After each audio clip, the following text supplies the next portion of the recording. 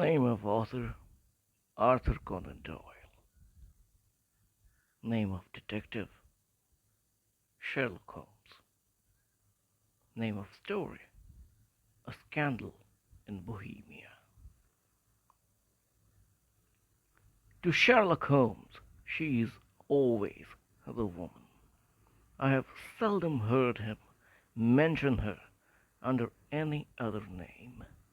In his eyes, she eclipses and predominates the whole of her sex. It was not that he felt any emotion akin to love for Irene Adler. All emotions, and that one particularly, were abhorrent to his cold, precise, but admirably balanced mind. He was, I take it, the most perfect reasoning and observing machine that the world has seen. But as a lover, he would have placed himself in a false position. He never spoke of the softer passions, save with a jibe and a sneer. They were admirable things for the observer, excellent for drawing the veil from men's motives and actions, but for the trained reasoner to admit such intrusions into his own delicate and finely adjusted temperament was to introduce a distracting factor which might throw a doubt upon all his mental results. Grit in a sensitive instrument or a crack in one of his own high power lenses would not be more disturbing than strong emotion in a nature such as his.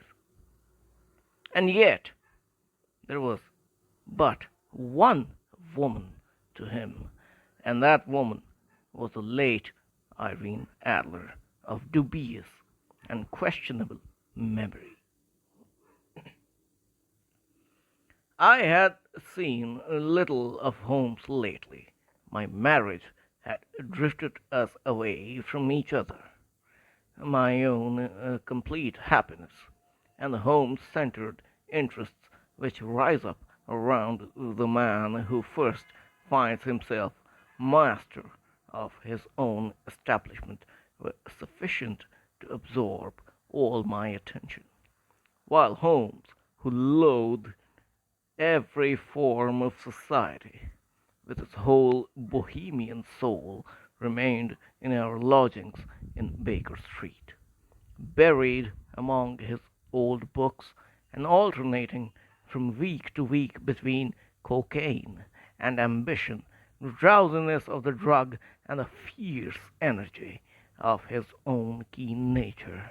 He was still, as ever, deeply attracted by the study of crime, and occupied his immense faculties and extraordinary powers of observation in following at those clues and clearing up those mysteries which had been abandoned as helpless by the official police.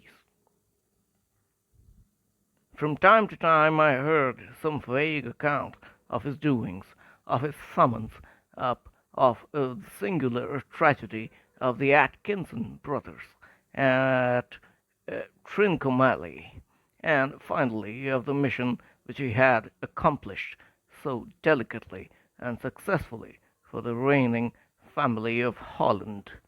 Beyond these signs of his activity, however, which I merely shared with all the readers of the daily press, I knew little of my former friend and companion.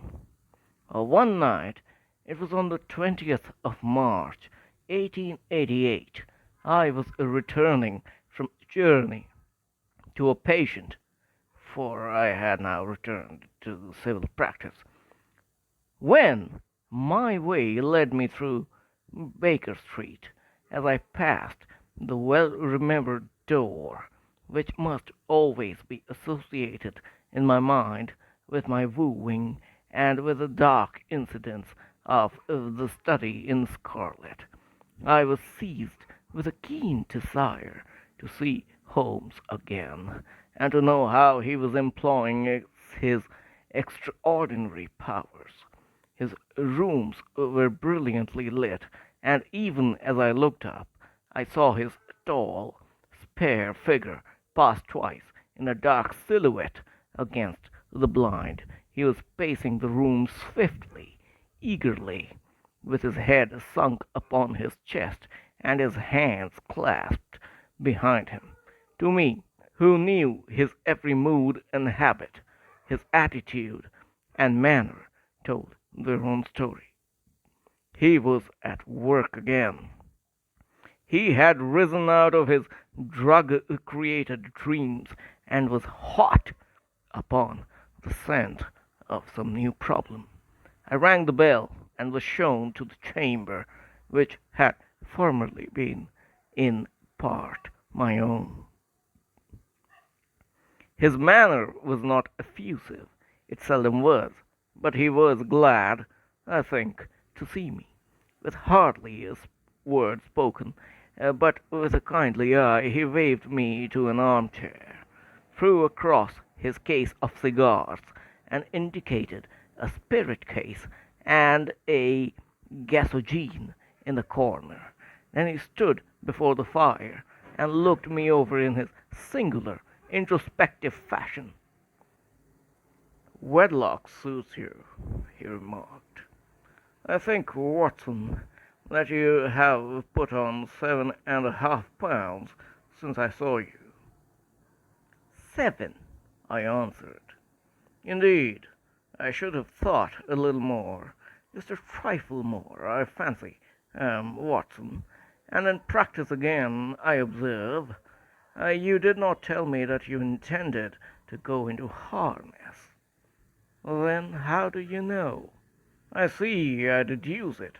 How do I know that you have been getting yourself very wet lately, and that you have a most clumsy and careless servant girl?" "My dear Holmes," said I, "this is too much. You would certainly have been burned had you lived a few centuries ago. It is true that I had a country walk on Thursday, and came home in a dreadful mess, but as I have changed my clothes, I can't imagine how you deduce it. As to Mary Jane, she is incorrigible, and my wife has given her notice, but there again I fail to see how you work it out." He chuckled to himself and rubbed his long, nervous hands together. "It is simplicity itself," said he. "My eyes tell me that on the inside of your left shoe, just where the firelight strikes it, the leather is scored by 6 almost parallel cuts. Obviously, they have been caused by someone who has very carelessly scraped round the edges of the sole in order to remove crusted mud from it. Hence, you see, my double deduction that you had been out in vile weather, and that you had a particularly malignant boot-slitting specimen of the London slavey. As to your practice, if a gentleman walks into my rooms smelling of iodoform, with a black mark of nitrate of silver upon his right forefinger, and a bulge on the side of his top hat to show where he has secreted his stethoscope, I must be dull indeed if I do not pronounce him to be an active member of the medical profession." I could not help laughing at the ease with which he explained his process of deduction. "When I hear you give your reasons," I remarked, "the thing always appears to me to be so ridiculously simple that I could easily do it myself, though at each successive instance of your reasoning I am baffled until you explain your process. And yet I believe that my eyes are as good as yours." Quite so, he answered, lighting a cigarette and throwing himself down into an armchair. You see, but you do not observe. The distinction is clear. For example, you have frequently seen the steps which lead up from the hall to this room. Frequently. How often? Well, some hundreds of times. Then how many are there? How many? I don't know. Quite so. You have not observed, and yet you have seen. That is just my point. Now I know that there are 17 steps, because I have both seen and observed. By the way, since you are interested in these little problems, and since you are good enough to chronicle one or two of my trifling experiences, you may be interested in this. He threw over of a sheet of thick, pink-tinted notepaper which had been lying open upon the table. "It came by the last post," said he. "Read it out aloud." The note was undated and without either signature or address. "There will call upon you tonight at 7:45, it said, "a gentleman who desires to consult you upon a matter of the very deepest moment. Your recent services to one of the royal houses of Europe have shown that you are one who may safely be trusted with matters which are of an importance which can hardly be exaggerated. This account of you we have from all quarters received. Be in your chamber, then, at that hour, and do not take it amiss if your visitor wears a mask." "This is indeed a mystery," I remarked. "What do you imagine it means?" "I have no data yet. It is a capital mistake to theorize before one has data. Insensibly one begins to twist facts to suit theories instead of theories to suit facts."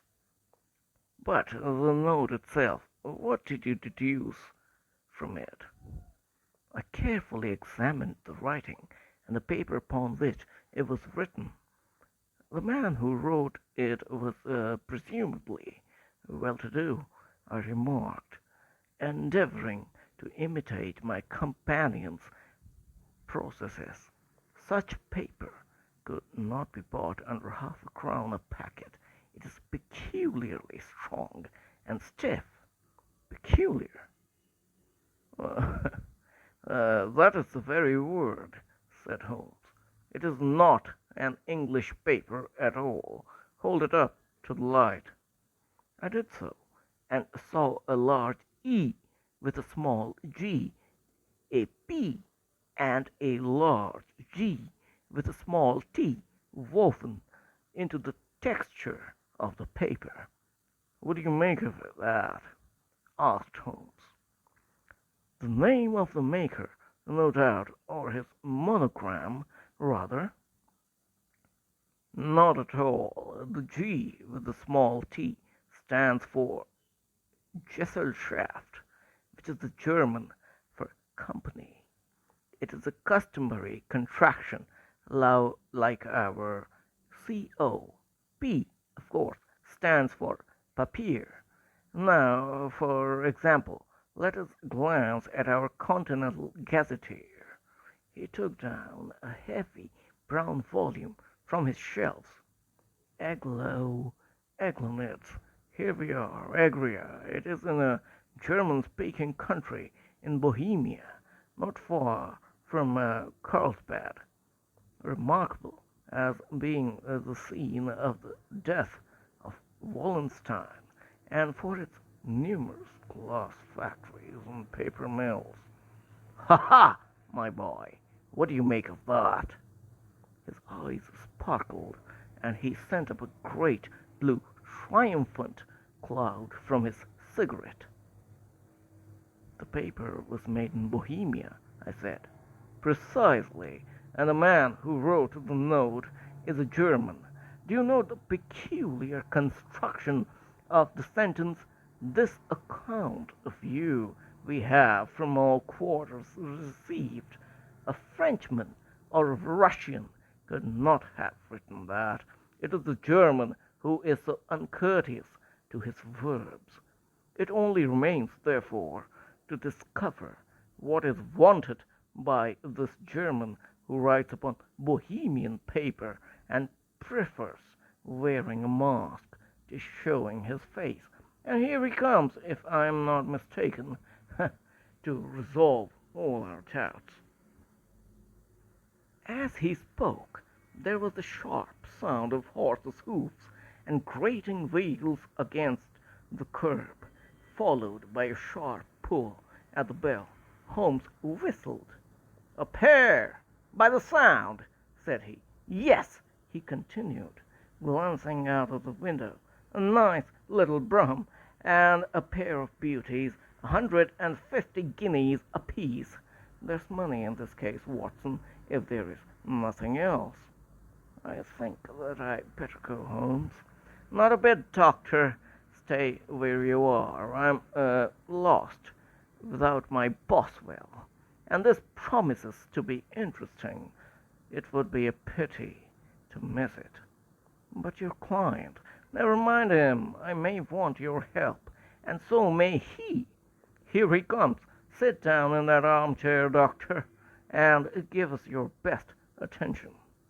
A slow and heavy step, which had been heard upon the stairs and in the passage, paused immediately outside the door. Then there was a loud and authoritative tap. "Come in," said Holmes. A man entered who could hardly have been less than 6 feet 6 inches in height, with a chest and limbs of a Hercules. His dress was rich, with a richness which would in England be looked upon as akin to bad taste. Heavy bands of astrakhan were slashed across the sleeves and fronts of his double-breasted coat, while the deep blue cloak which was thrown over his shoulders was lined with flame-colored silk, and secured at the neck with a brooch which consisted of a single flaming beryl. Boots which extended half-way up his calves, and which were trimmed at the tops with rich brown fur, completed the impression of barbaric opulence which was suggested by his whole appearance. He carried a broad-brimmed hat in his hand, while he wore across the upper part of his face, extending down past the cheek-bones, a black visored mask, which he had apparently adjusted that very moment, for his hand was still raised so to it as he entered. From the lower part of the face he appeared to be a man of strong character, with a thick, hanging lip and a long, straight chin, suggestive of resolution pushed to the length of obstinacy. "You had my note?" he asked, with a deep, harsh voice and a strongly marked German accent. "I told you that I would call." He looked from one to the other of us, as if uncertain which to address. "Pray take a seat," said Holmes. "This is my friend and colleague, Dr. Watson, who is occasionally good enough to help me in my cases. Whom have I the honor to address?" "You may address me as the Count von Kram, a Bohemian nobleman. I understand that this gentleman, your friend, is a man of honor and discretion, whom I may trust with a matter of the most extreme importance. If not, I should much prefer to communicate with you alone."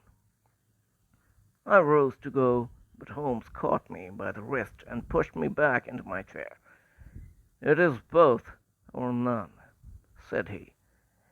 "You may say before this gentleman anything which you may say to me." The Count shrugged his broad shoulders. "Then I must begin," said he, "by binding you both to absolute secrecy for 2 years. At the end of that time the matter will be of no importance. At present it is not too much to say that it is of such weight that it may have an influence upon European history." "I promise," said Holmes. "And I." "You will excuse this mask," continued our strange visitor. "The august person who employs me wishes his agent to be unknown to you, and I may confess at once that the title by which I have just called myself is not exactly my own." "I was aware of it," said Holmes dryly.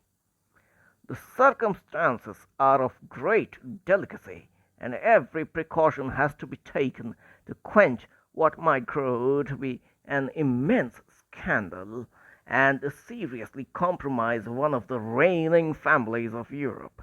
To speak plainly, the matter implicates the great house of Ormstein, hereditary kings of Bohemia." "I was also aware of that," murmured Holmes, settling himself down in his armchair and closing his eyes. Our visitor, with some apparent surprise at the languid, lounging figure of the man who had been no doubt depicted to him as the most incisive reasoner and most energetic agent in Europe, Holmes slowly reopened his eyes and looked impatiently at his gigantic client. "If your Majesty would condescend to state your case," he remarked, "I should be better able to advise you." This man sprang from his chair and paced up and down the room in uncontrollable agitation. Then, with a gesture of desperation, he tore the mask from his face and hurled it upon the ground. "You are right!" he cried. "I am the king. Why should I attempt to conceal it?" "Why, indeed," murmured Holmes. "Your Majesty had not spoken before I was aware that I was addressing Wilhelm Gottfried Sigismund von Ormstein, Grand Duke of Cassel Felstein, and a hereditary king of Bohemia." "But you can understand," said your strange visitor, sitting down once more and passing his hand over his high white forehead, "you can understand that I am not accustomed to doing such a business in my own person. Yet the matter was so delicate that I could not confide it to an agent without putting myself in his power. I have come incognito from Prague for the purpose of consulting you." "Then pray consult," said Holmes, shutting his eyes once more. "The facts are briefly these. Some 5 years ago, during a lengthy visit to Warsaw, I made the acquaintance of a well-known adventuress, Irene Adler. The name is no doubt familiar to you." "Kindly look her up in my index, Doctor," murmured Holmes, without opening his eyes. For many years he had adopted a system of docketing all paragraphs concerning men and things, so that it was difficult to name a subject or a person on which he could not at once furnish information. In this case I found her biography sandwiched in between that of a Hebrew rabbi and that of a staff commander who had written a monograph upon the deep sea fishes. "Let me see," said Holmes. Born in New Jersey in the year 1858. Contralto. La Scala. Prima donna, imperial opera of Warsaw. Yes, retired from operatic stage. Ha! Living in London, quite so. Your Majesty, as I understand, became entangled with this young person, wrote her some compromising letters, and is now desirous of getting those letters back. Precisely so, but how? Was there a secret marriage? None. No legal papers or certificates? None. Then I fail to follow, your Majesty. If this young person should produce her letters for blackmailing or other purposes, how is she to prove their authenticity? There is the writing. Pooh, pooh, forgery. My private notepaper stolen. My own seal imitated. My photograph bought. We were both in the photograph.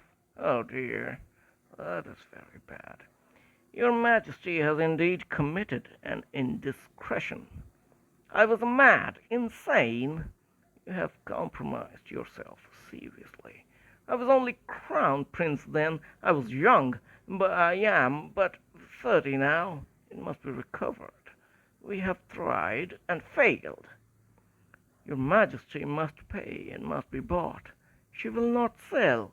Stolen then? 5 attempts have been made. Twice burglars in my pay ransacked her house. Once we diverted her luggage when she traveled. Twice she has been waylaid. There has been no result. No sign of it? Absolutely none. Holmes laughed. "It is quite a pretty little problem," said he. "But a very serious one to me," returned the king, reproachfully. "Very indeed. And what does she propose to do with the photograph? To ruin me. But how? I am about to be married, so I have heard, to Clotilde Lothman von Saxe-Meiningen, second daughter of the King of Scandinavia. You may know the strict principles of her family. She is herself the very soul of delicacy. A shadow of a doubt as to my conduct would bring the matter to an end. And Irene Adler threatens to send them the photograph, and she will do it. I know that she will do it. You do not know her, but she has a soul of steel. She has the face of the most beautiful of women, and the mind of the most resolute of men. Rather than I should marry another woman, there are no lengths to which she would not go. None." "You're sure that she has not sent it yet?" "I'm sure." "And why?" "Because she has said that she would send it on the day when the betrothal was publicly proclaimed. That will be next Monday." "Oh, then we have 3 days yet," said Holmes, with a yawn. "That is very fortunate, as I have one or two matters of importance to look into just at present. Your Majesty will, of course, stay in London for the present?" "Certainly. You will find me at the Langham under the name of the Count von Kramm." "Then I shall drop you a line to let you know how we progress." "Pray do so. I shall be all anxiety." "Then, as to money, you have carte blanche?" "Absolutely. I tell you that I would give one of the provinces of my kingdom to have that photograph." "And for present expenses?" The king took out a heavy chamois leather bag from under his cloak and laid it on the table. "There are £300 in gold and 700 in notes," he said. Holmes scribbled a receipt upon a sheet of his notebook and handed it to him. "And Mademoiselle's address?" he asked. "Is Briony Lodge, Serpentine Avenue, St. John's Wood." Holmes took a note of it. "One other question," said he. "Was the photograph a cabinet?" "It was." "Then good night, your Majesty, and I trust that we shall soon have some good news for you. And good night, Watson," he added, as the wheels of the royal brougham rolled down the street. "If you will be good enough to call tomorrow afternoon at 3 o'clock, I should like to chat this little matter over you." At 3 o'clock precisely I was at Baker Street, but Holmes had not yet returned. The landlady informed me that he had left the house shortly after 8 o'clock in the morning. I sat down beside the fire, however, with the intention of awaiting him, however long he might be. I was already deeply interested in his inquiry, for, though it was surrounded by none of the grim and strange features which were associated with the two crimes which I have already recorded, still the nature of the case and the exalted station of his client gave it a character of its own. Indeed, apart from the nature of the investigation which my friend had on hand, there was something in his masterly grasp of a situation and his keen, incisive reasoning which made it a pleasure to me to study his system of work and to follow the quick, subtle methods by which he disentangled the most inextricable mysteries. So accustomed was I to his invariable success that the very possibility of his failing had ceased to enter into my head. It was close upon 4 before the door opened, and a drunken-looking groom, ill-kempt and side-whiskered, with an inflamed face and disreputable clothes, walked into the room. Accustomed as I was to my friend's amazing powers in the use of disguises, I had to look 3 times before I was certain that it was indeed he. With a nod he vanished into the bedroom, whence he emerged in 5 minutes, tweed-suited and respectable as of old.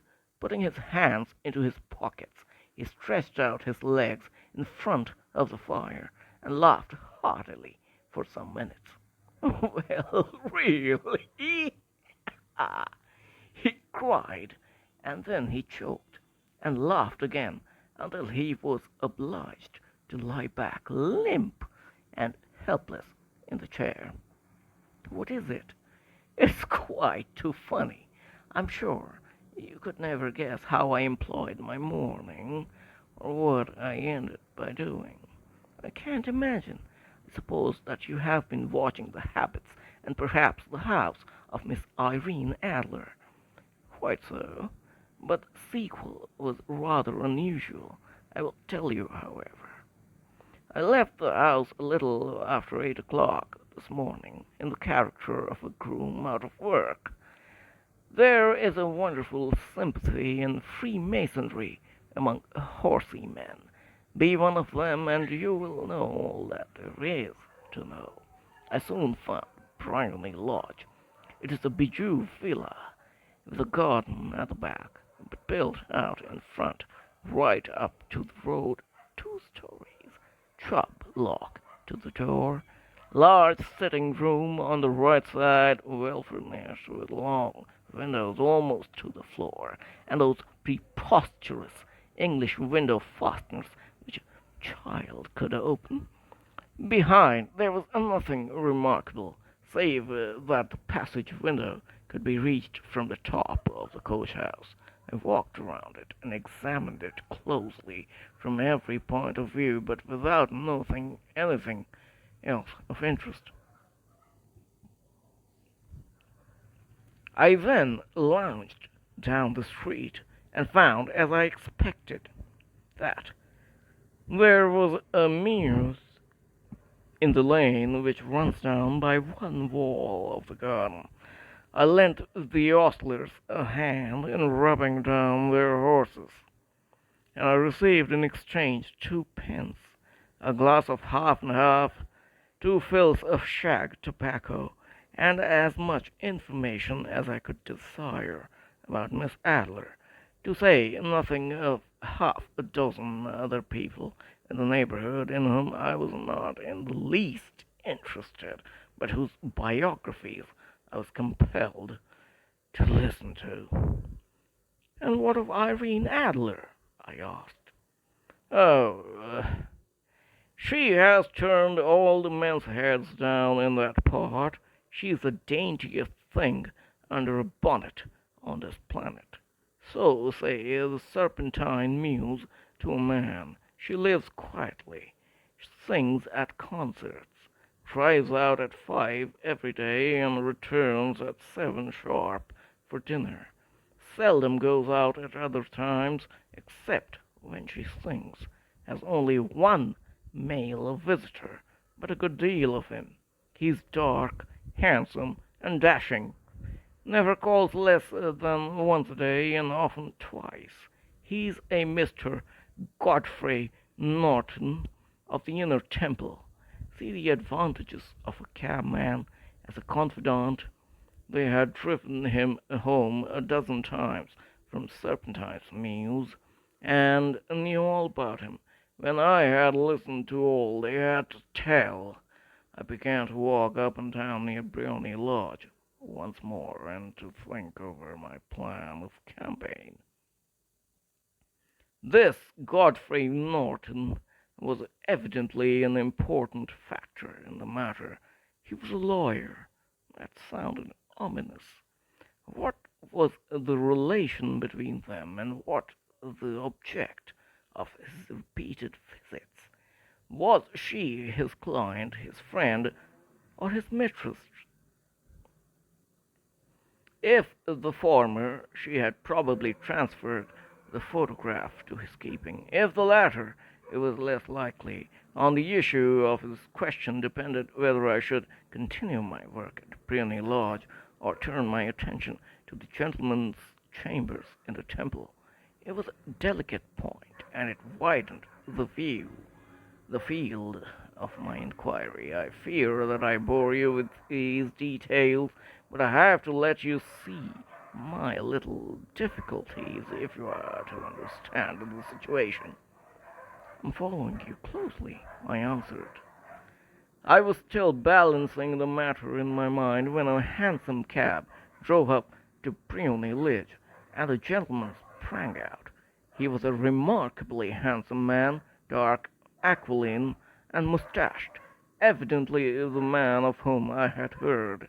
He appeared to be in a great hurry, shouted to the cabman to wait, and brushed past the maid, who opened the door with the air of a man who was thoroughly at home. He was in the house about half an hour, and I could catch glimpses of him in the windows of the sitting-room, pacing up and down, talking excitedly, and waving his arms. Of her I could see nothing.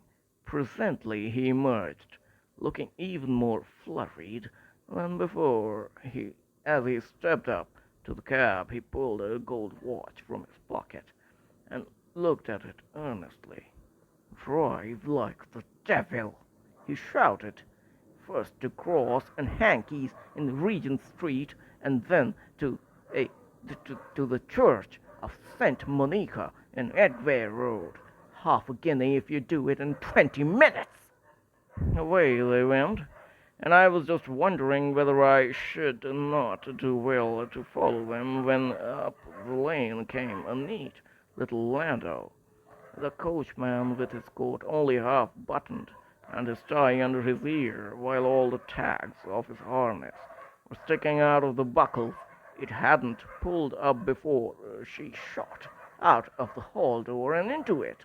I only caught a glimpse of her at the moment, but she was a lovely woman, with a face that a man might die for. "The Church of St. Monica, John!" she cried, "and half a sovereign if you reach it in 20 minutes." This was quite too good to lose, Watson.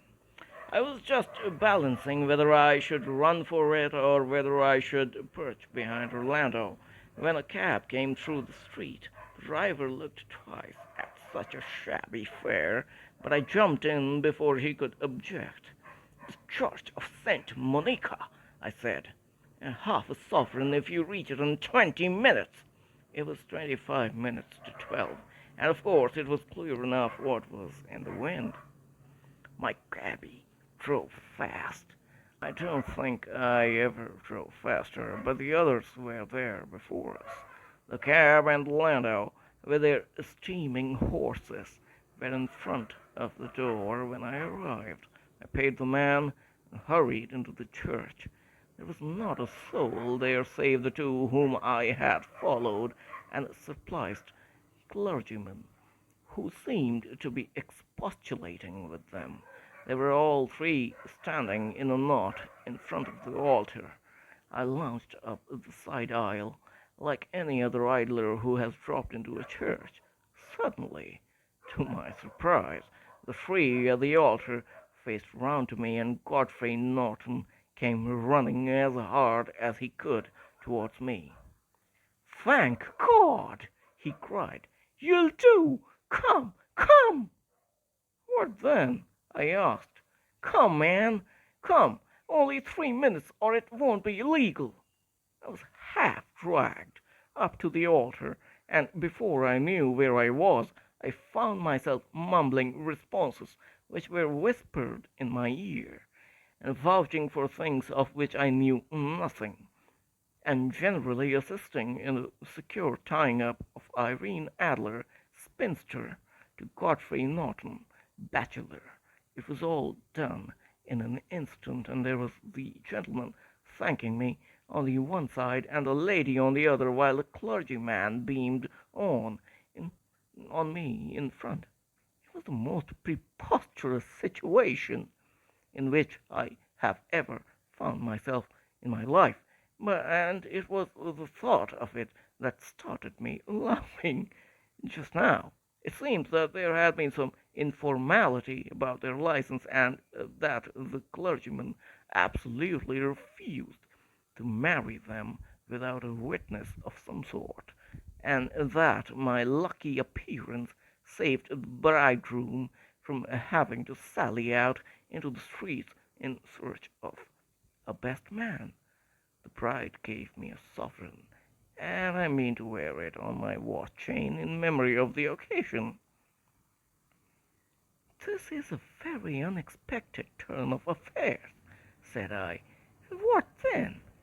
"Well, I found my plans very seriously menaced. It looked as if the pair might take an immediate departure, and so necessitate very prompt and energetic measures on my part. At the church door, however, they separated. He drove back to the temple, and she to her own house. I shall drive out in the park at 5, as usual," she said as she left him. I heard no more. They drove away in different directions, and I went off to make my own arrangements, which are "some cold beef and a glass of beer," he answered, ringing the bell. "I have been too busy to think of food, and I'm likely to be busier still this evening. By the way, Doctor, I shall want your cooperation." "I shall be delighted." "You don't mind breaking the law?" "Not in the least." "Nor running a chance of arrest?" "Not in a good cause." "Oh, the cause is excellent." "Then I'm your man." "I was sure that I might rely on you." "But what is it you wish?" "When Mrs. Turner has brought in the tray, I will make it clear to you. Now," he said, as he turned hungrily on the simple fare that our landlady had provided, "I might discuss it while I eat, for I have not much time. It is nearly 5 now. In 2 hours we must be on the scene of action. Miss Irene, or Madame, rather, returns from her drive at 7. we must be at Briony Lodge to meet her. And what then? You must leave that to me. I have already arranged what is to occur. There is only one point on which I must insist. You must not interfere, come what may. You understand? I am to be neutral, to do nothing whatever. There will probably be some small unpleasantness. Do not join in it.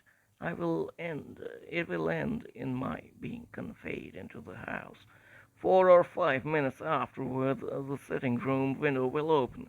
You are to station yourself close to that open window. Yes, you are to watch me, for I will be visible to you. Yes, and when I raise my hand, so, you will throw into the room what I give you to throw, and will at the same time raise the cry of fire. You quite follow me? Entirely. It is nothing very formidable, he said, taking a long cigar-shaped roll from his pocket. It is an ordinary plumber's smoke rocket, fitted with a cap at either end to make it self-lighting. Your task is confined to that. When you raise your cry of fire, it will be taken up by quite a number of people. You may then walk to the end of the street, and I will rejoin you in 10 minutes. I hope that I have made myself clear. I am to remain neutral, to get near the window, to watch you, and at the signal to throw in this object, then to raise the cry of fire and wait for you at the corner of the street. Precisely. Then you may entirely rely on me. That is excellent. I think perhaps it is almost time that I prepare for the new role I have to play. He disappeared into his bedroom, and returned in a few minutes in the character of an amiable and simple-minded nonconformist clergyman. His broad black hat, his baggy trousers, his white tie, his sympathetic smile, and general looking of peering and benevolent curiosity were such as Mr. John Hare alone could have equalled. It was not merely that Holmes changed his costume, his expression, his manner, his very soul seemed to vary with every fresh part that he assumed. The stage lost a fine actor, even as science lost an acute reasoner, when he became a specialist in crime. It was a quarter past 6 when we left Baker Street, and it still wanted 10 minutes to the hour when we found ourselves in Serpentine Avenue. It was already dusk, and the lamps were just being lighted as we paced up and down in front of Briony Lodge, waiting for the coming of its occupant.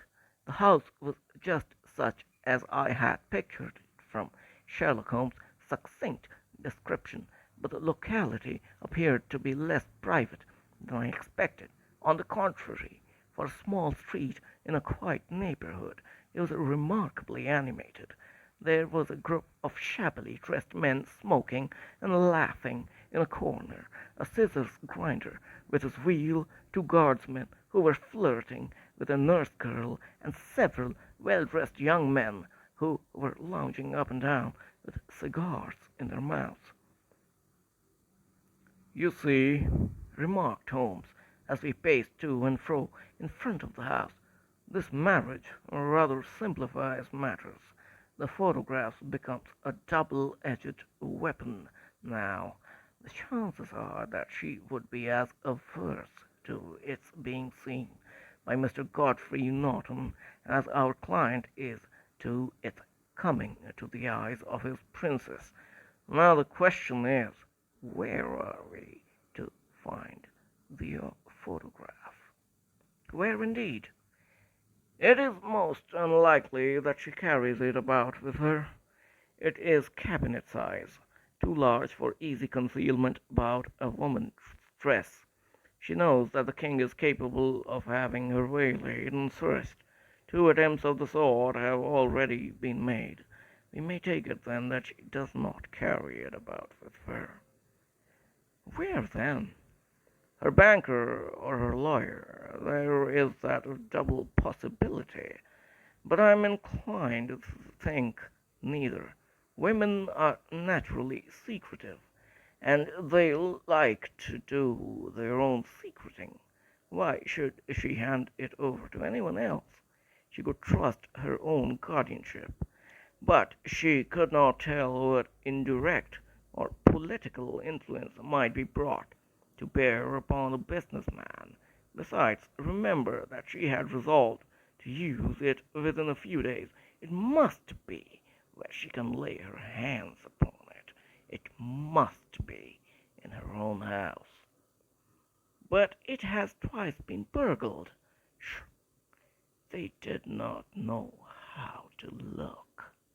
But how will you look? I will not look. What then?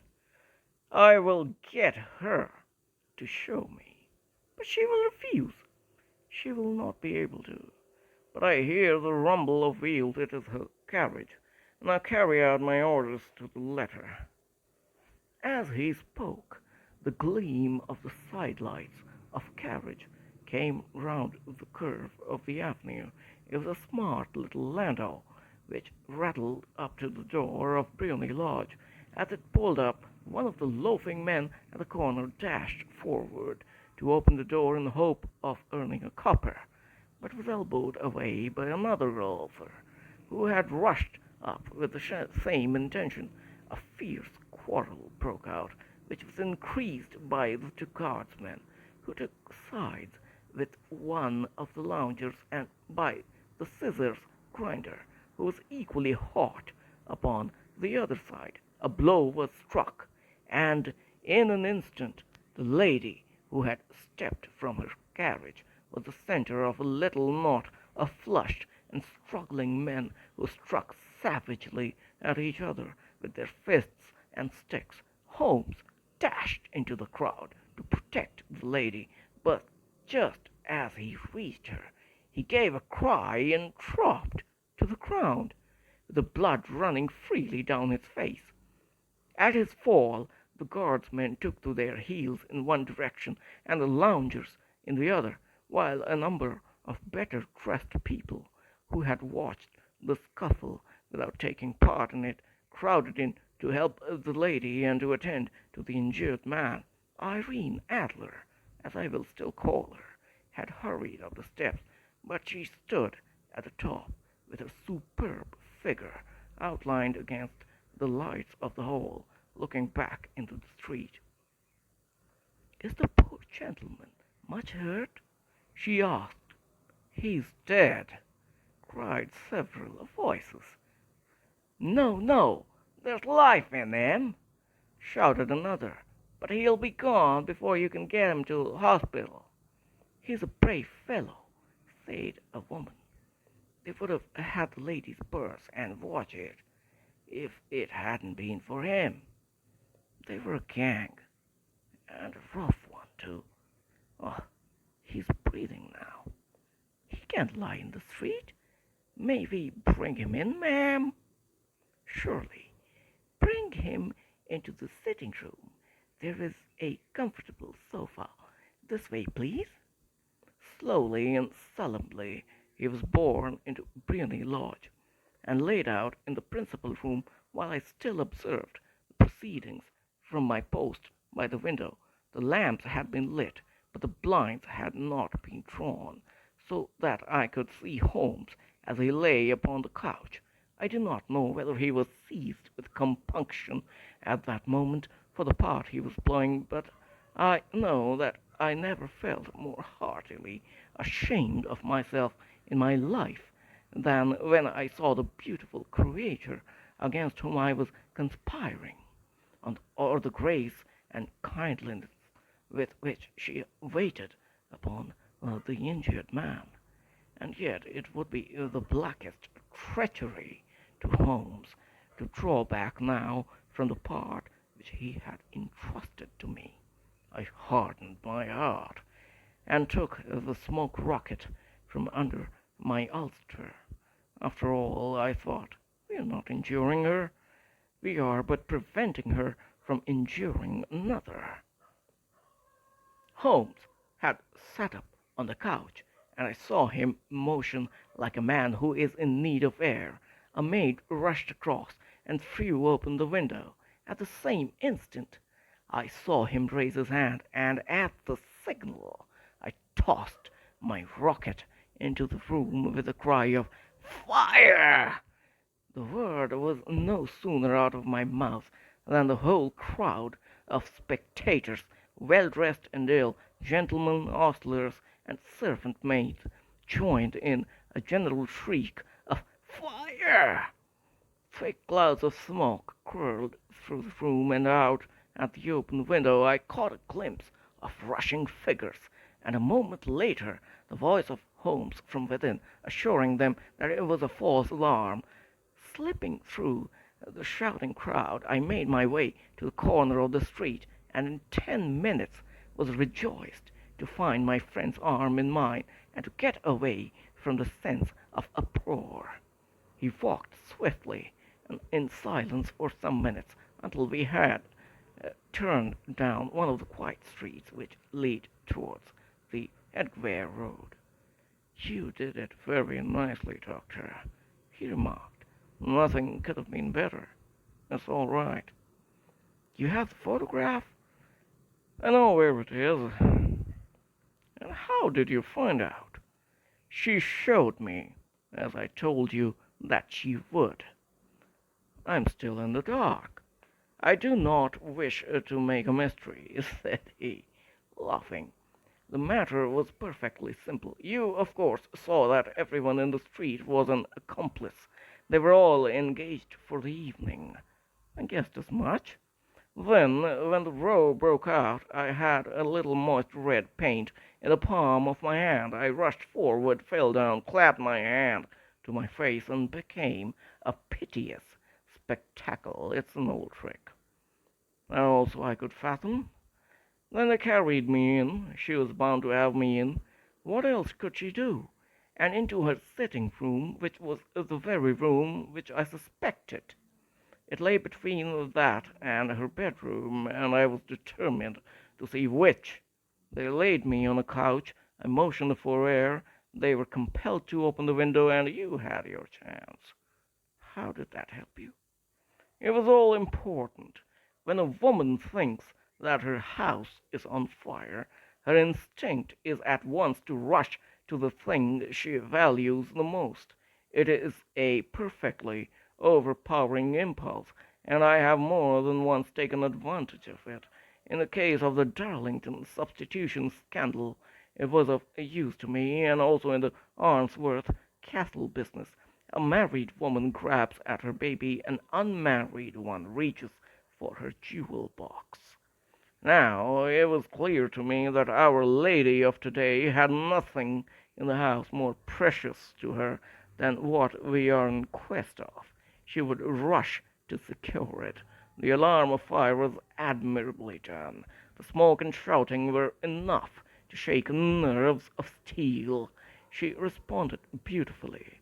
The photograph is in a recess behind a sliding panel just above the right bell pull. She was there in an instant, and I caught a glimpse of it as she half drew it out. When I cried out that it was a false alarm, she replaced it, glanced at the rocket, rushed from the room, and I have not seen her since. I rose, and making my excuses, escaped from the house. I hesitated whether to attempt to secure the photograph at once, but the coachman had come in, and as he was watching me narrowly, it seemed safer to wait.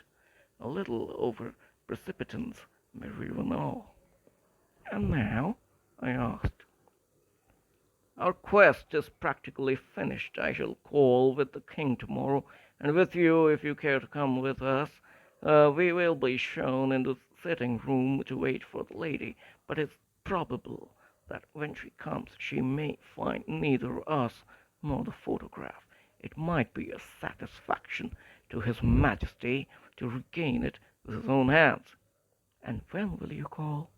At 8 in the morning. She will not be up, so that we shall have a clear field. Besides, we must be prompt, for this marriage may mean a complete change in her life and habits. I must wire to the king without delay." We had reached Baker Street, and had stopped at the door. He was searching his pockets for the key, when someone passing by said, "Good night, Mr. Sherlock Holmes." There were several people on the pavement at the time, but the greeting appeared to come from a slim youth in an ulster who had hurried by. "I've heard that voice before," said Holmes, staring down the dimly lit street. "Now I wonder who the deuce that could have been." I slept at Baker Street that night, and we were engaged upon our toast and coffee in the morning when the King of Bohemia rushed into the room. "You have really got it!" he cried, grasping Sherlock Holmes by either shoulder and looking eagerly into his face. "Not yet." "But you have hopes?" "I have hopes." "Then come, I'm all impatience to be gone." "We must have a cab." "No, my brougham is waiting." "And that will simplify matters." We descended, and started off once more for Briony Lodge. "Irene Adler is married," remarked Holmes. "Married? When?" "Yesterday." "But to whom?" "To an English lawyer named Norton." "But she could not love him." "I'm in hopes that she does." "And why in hopes?" "Because it would spare your Majesty all fear of future annoyance. If the lady loves her husband, she does not love your Majesty. If she does not love your Majesty, there is no reason why she should interfere with your Majesty's plan." "It's true. And yet well, I wish she had been of my own station. What a queen she would have made!" He relapsed into a moody silence, which was not broken until we drew up in Serpentine Avenue. The door of Briony Lodge was open, and an elderly woman stood upon the steps. She watched us with a sardonic eye as we stepped from the brougham. "Mr. Sherlock Holmes, I believe?" said she. "I am Mr. Holmes," answered my companion, looking at her with a questioning and rather startled gaze. "Indeed, my mistress told me that you were likely to call. She left this morning with her husband by the 5:15 train from Charing Cross for the Continent." "What!" Sherlock Holmes staggered back, white with chagrin and surprise. "Do you mean that she has left England?" "Never to return." "And the papers?" asked the king hoarsely. "All is lost." "We shall see." He pushed past the servant and rushed into the drawing room, followed by the king and myself. The furniture was scattered about in every direction, with dismantled shelves and open drawers, as if the lady had hurriedly ransacked them before her flight. Holmes rushed at the bell pull, tore back a small sliding shutter, and plunging in his hand, pulled out a photograph and a letter. The photograph was of Irene Adler herself in evening dress. The letter was superscribed to Sherlock Holmes, Esquire, to be left till called for. My friend tore it open, and we all three read it together. It was dated at midnight of preceding night, and ran this way: "My dear Mr. Sherlock Holmes, you really did it very well. You took me in completely. Until after the alarm of fire, I had not a suspicion. But then, when I found out how I had betrayed myself, I began to think. I had been warned against you months ago. I had been told that If the king employed an agent, it would certainly be you, and your address had been given to me. Yet, with all this, you made me reveal what you wanted to know. Even after I became suspicious, I found it hard to think evil of such a dear, kind old clergyman. But you know, I have been trained as an actress myself. Male costume is nothing new to me. I often take advantage of the freedom which it gives. I sent John, the coachman, to watch you, ran up the stairs, got into my walking clothes, as I call them, and came down just as you departed. Well, I followed you to your door, and so made sure that I was really an object of interest to the celebrated Mr. Sherlock Holmes. Then I rather imprudently wished you good night and started for the temple to see my husband.